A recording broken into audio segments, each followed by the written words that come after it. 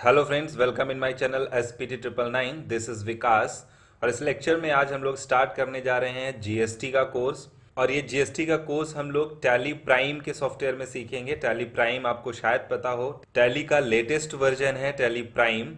तो हम लोग जीएसटी का कंप्लीट प्रैक्टिकल टैली प्राइम पे ही देखेंगे। तो ये जीएसटी का लेक्चर 1 है जिसमें हम लोग जीएसटी से रिलेटेड सारी बातों को बेहतर ढंग से समझेंगे। जीएसटी को गुड्स एंड सर्विस टैक्स कहते हैं, जो 1 जुलाई 2017 से लागू हुआ है। अगर हम टैक्स की बात करें तो टैक्स दो तरीके के होते हैं, डायरेक्ट टैक्स और इनडायरेक्ट टैक्स। एक छोटी सी लाइन मैंने यहाँ पे लिखी हुई है सिर्फ समझने के लिए, वैसे तो डेफिनेशंस इसकी बहुत सारी हैं। डायरेक्ट टैक्स वो होता है जो डायरेक्टली गवर्नमेंट को पे किया जाता है या फिर जिसने टैक्स लगाया है सीधे उसको पेमेंट किया जाता है। और ये टैक्स इंडिविजुअल पर्सन सीधे पेमेंट करता है अपना टैक्स। इसमें इनकम टैक्स, प्रॉपर्टी टैक्स या इसके अलावा गिफ्ट टैक्स वगैरह आते हैं। वैसे आप शायद सोच रहे होंगे गिफ्ट में भी कोई टैक्स होता है, तो हाँ बिल्कुल, गिफ्ट में भी टैक्स होता है। इसकी अपनी एक थ्रेशोल्ड लिमिट है कि अगर इससे ज्यादा महंगा गिफ्ट आप किसी को देते हैं तो उस गिफ्ट में भी टैक्स लगता है। इसके अलावा दूसरी कैटेगरी का टैक्स होता है इनडायरेक्ट टैक्स, और ये टैक्स सीधे गवर्नमेंट को पे नहीं होता है। जो टैक्स पे करता है वो किसी कंपनी को देता है, वो कंपनी किसी दूसरी कंपनी को पास करती है, और ऐसे ये घूमते फिरते हुए गवर्नमेंट के पास पहुंचता है। तो जैसे कोई दुकानदार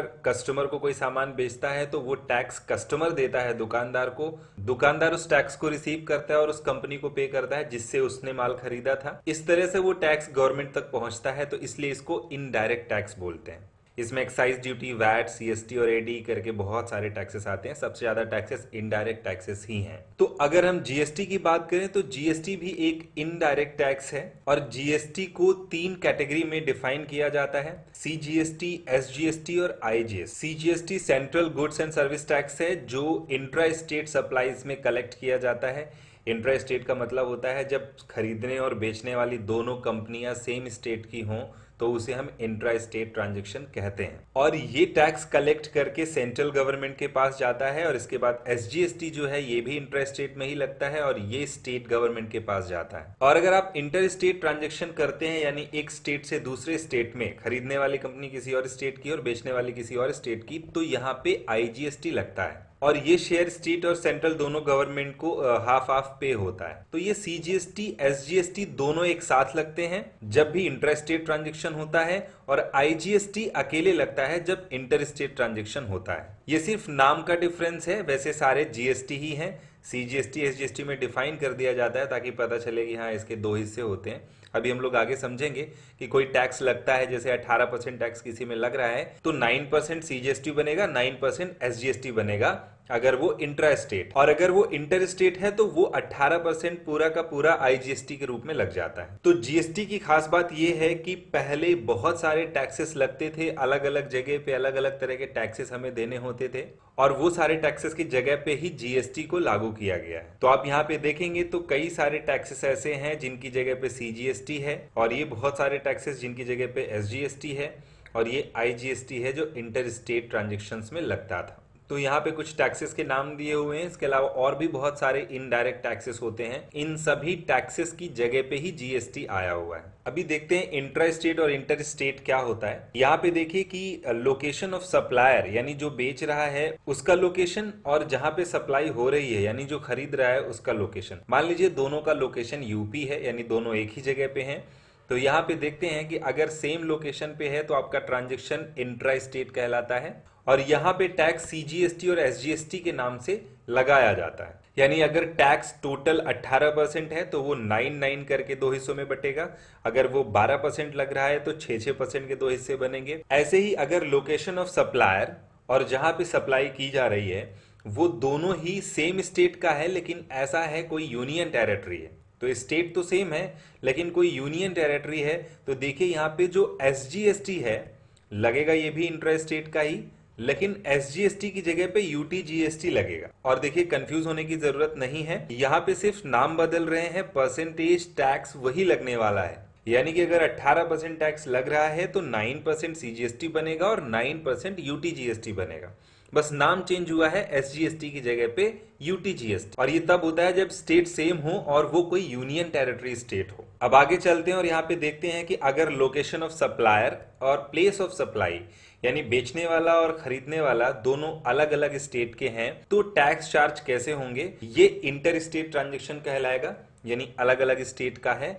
तो यहां पे लगेगा आईजीएसटी, और ये आईजीएसटी टोटल 18% लगेगा अगर 18 है तो, अगर 28% है तो वो टोटल 28% लगेगा, यानी जितना टैक्स है वो टोटल एक साथ लग जाएगा। तो ध्यान रहे कि हमें टैक्स परसेंटेज उतना ही देना है, नाम चाहे वो जितने बना ले। तो ये तो जीएसटी था और उसके पार्ट्स हमने देखे। ये देखते हैं कि जीएसटी के आने से क्या फायदे हुए हैं, जीएसटी क्यों लगाया गया है। तो सबसे पहला बेनिफिट इसका ये है कि बहुत ही सिंपल टैक्स स्ट्रक्चर है जीएसटी का। पहले हमारे पास बहुत सारे टैक्सेस थे तो कंफ्यूजन भी होता था और बिजनेसमैन और कस्टमर सबको प्रॉब्लम होती थी, क्योंकि अलग अलग टैक्सेस का अलग अलग डिपार्टमेंट से डील करना और उसका हिसाब रखना काफी कॉम्प्लिकेटेड होता था, काफी डिफिकल्ट होता था। सभी टैक्सेस को बंद करके एक ही टैक्स लगाया गया, उसका स्ट्रक्चर बहुत आसान है, उसका रजिस्ट्रेशन प्रोसेस बहुत आसान है, बड़ी आसानी से आप उस पर रजिस्ट्रेशन कराते हैं और बहुत आसानी से आप अपना टैक्स पे कर पाते हैं। तो जीएसटी का स्ट्रक्चर बहुत आसान है, इसमें रजिस्ट्रेशन बहुत आसानी से होता है, इसके अलावा आपको टैक्स पे करना है या आपका टैक्स आपको रिटर्न मिलना है,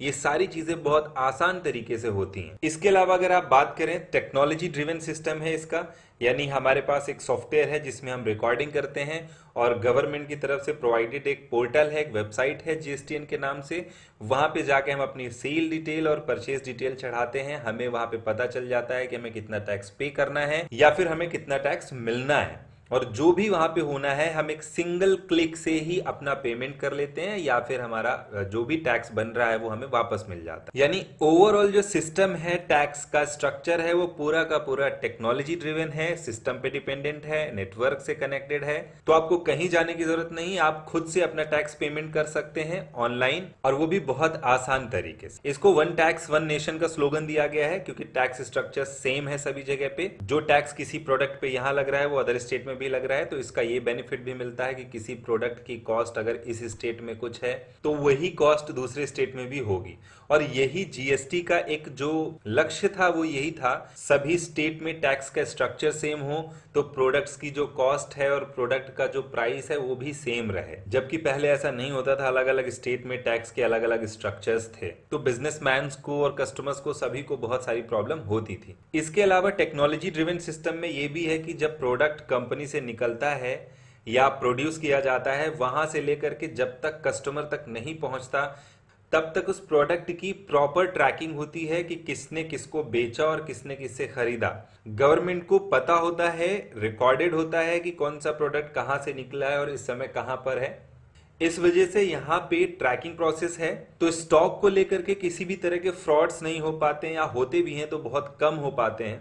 इसके अलावा इसका एक और बेनिफिट है एलिमिनेटिंग कैस्केडिंग इफेक्ट्स, यानी टैक्स ऑन टैक्स। पहले क्या होता था, टैक्स स्ट्रक्चर ऐसा था कि आप एक बार किसी चीज पे टैक्स दे चुके हैं तो दूसरी जगह जब टैक्स होता था उस टैक्स के ऊपर फिर से टैक्स लग जाता। इसको कैस्केडिंग इफेक्ट या टैक्स ऑन टैक्स बोलते हैं। एग्जांपल के लिए आप ले सकते हैं कि जैसे 500 की कोई चीज बनी है, कॉस्ट है 100 रुपीज, कंपनी अपना प्रॉफिट ऐड करती है तो 600 रुपीज की वो चीज होती है। 600 का उसको बेचेगा प्रोड्यूसर, उसमें टैक्स भी लगाएगा, तो मान लीजिए 50 रुपए उस पर टैक्स लगा, तो प्रोडक्ट की कॉस्ट हो गई 650 रुपए, तो वो 650 का बेचेगा। इसके बाद जिसको बेचेगा होलसेलर को, वो अपना 100 रुपए प्रॉफिट ऐड करेगा, तो ये 750 रुपए की हो जाएगी। फिर होलसेलर इसमें टैक्स जब वो लगाएगा तो 820 रुपए की मान लीजिए हो जाएगी।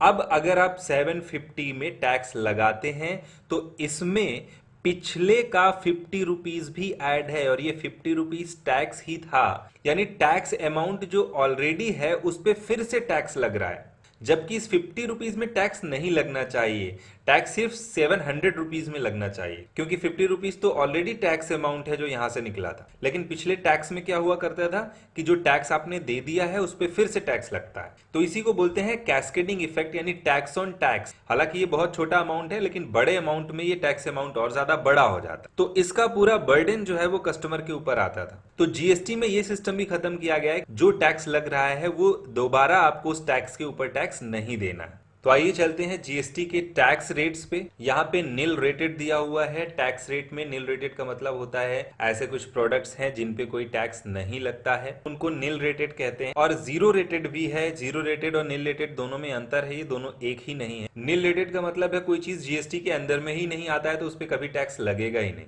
लेकिन जीरो रेटेड का मतलब है वो जीएसटी के अंडर में आता है लेकिन अभी उस पर टैक्स नहीं लग रहा है, लेकिन कुछ अगर उस पर प्रोसेस हो जाता है या कुछ ऐसी परिस्थितियां हैं जिसकी वजह से उस पर टैक्स लग भी सकता है। एग्जाम्पल के तौर पे मान लीजिए फूड है, फूड आइटम्स हैं तो उस पर 0% का लगता है, लेकिन अगर उस पर कुछ प्रोसेस हो जाता है तो वो 5% पे आ जाता है या उस पर और टैक्स लगने लग जाता है। जैसे मान लीजिए कि आप अपने घर के पास किसी ठेले से या मंडी से आप सब्जी खरीदते हैं तो उस पर कोई टैक्स आपको नहीं देना होता है, लेकिन वही सब्जी अगर मॉल पे पहुंच जाती है और आप मॉल से वो सब्जी खरीदेंगे तो वहां पे आपको टैक्स देना होगा। उसी सब्जी पे टैक्स लगने लग जाता है, इसलिए वो थोड़ी वहां पे महंगी मिलती है, तो इसको जीरो रेटेड बोलते हैं। इसके अलावा आप देखें तो 5% का जो टैक्स होता है वो बहुत ज्यादा कॉस्टली चीजों पे लगता है जो ऑलरेडी महंगी है, जैसे कि गोल्ड है, सिल्वर है या फिर डायमंड, इस तरह की जो चीजें हैं, ज्वेलरी वगैरह, क्योंकि ये ऑलरेडी इतनी कॉस्टली होती है। अगर इस पे ज्यादा टैक्स लगाएंगे तो फिर वो और ज्यादा कॉस्टली हो जाएंगी, इसलिए उन पे सिर्फ 5% का टैक्स लगता है। इसके अलावा 12% और 18% ये स्टैंडर्ड आइटम्स रेट्स हैं।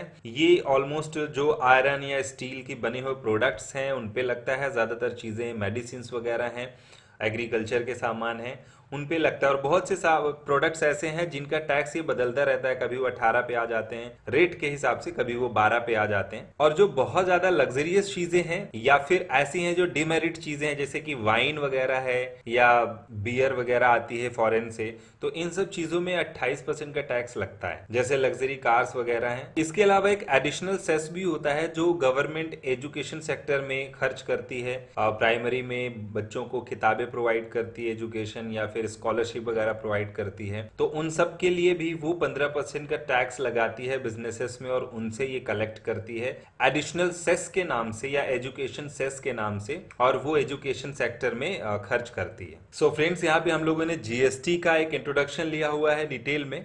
और भी जीएसटी से रिलेटेड बहुत सारी चीजें, इसका रजिस्ट्रेशन प्रोसेस है, टाइप्स ऑफ रजिस्ट्रेशन या फिर ई वे बिल वगैरह, वो हम लोग नेक्स्ट लेक्चर में कवर करने वाले हैं। So that's all for this lecture. If you have any doubt or question then you can contact. Thanks for watching.